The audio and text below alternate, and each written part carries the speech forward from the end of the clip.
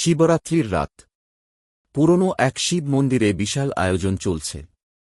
ভক্তরা পূজা দিচ্ছে, ঢাক বাজছে, শঙ্খধ্বনি হচ্ছে।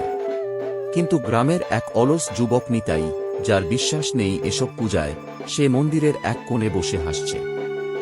আজ শিবরাত্রি।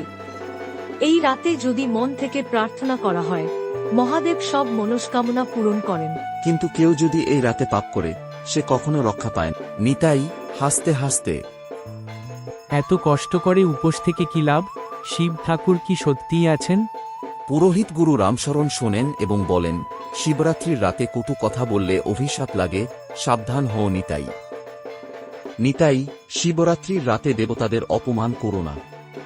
মহাদেবের ক্রোধ ভয়ঙ্কর। সেই রাতে পূজা শেষ হওয়ার পর সবাই চলে যায়। কিন্তু নিতাই এক বন্ধুকে নিয়ে মন্দিরের ভিতরে ঢোকে। সে মন্দিরের পুরনো পিতলের ঘণ্টা বাজানোর চেষ্টা করে, যেটা কেউ বাজায় না, কারণ লোক কথা বলে, যে বাজাবে সে হারিয়ে যাবে। নিতাই, শুনেছি এই ঘণ্টাটা কেউ বাজালে হারিয়ে যায়। ভূত টুত কিছু নেই, দেখ আমি বাজাচ্ছি।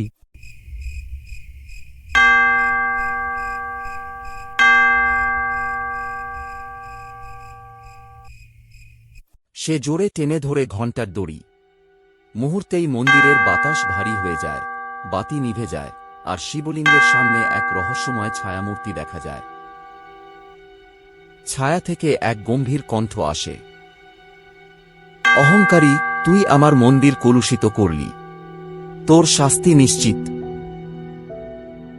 কেউ আমাদের বাঁচাও। নিতাই ভয় পেয়ে দৌড়াতে চায়, কিন্তু সে দেখতে পায় তার পা মাটিতে আটকে গেছে। তার চারপাশে কালো ধোঁয়া, চোখের সামনে ভয়ঙ্কর দৃশ্য। সে চিৎকার করে, আমি ভুল করেছি, আমাকে মাফ করে দাও, বাঁচাও, আমাকে মুক্তি দাও। রামশরণ পুরোহিত মন্দিরে ফিরে এসে দেখে নিতাই কাঁপছে, তার মুখ কালো হয়ে গেছে, চোখে ভয়। সে শুধু একটাই শব্দ বলছে, ওম নমঃ শিবায়, ওম নমঃ শিবায়। আমি ভুল করেছি, আমাকে মাফ করে দাও।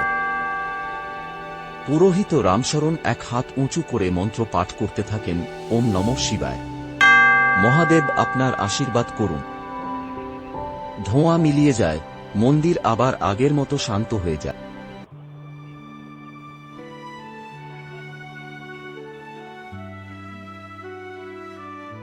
পরদিন সকালে গ্রামবাসীরা দেখে অভিশপ্ত ঘণ্টাটি মন্দির থেকে অদৃশ্য হয়ে গেছে। এটা কি মহাদেবের আশীর্বাদ নাকি অভিশাপ? মন্দিরের পুরোহিত ঘোষণা করেন,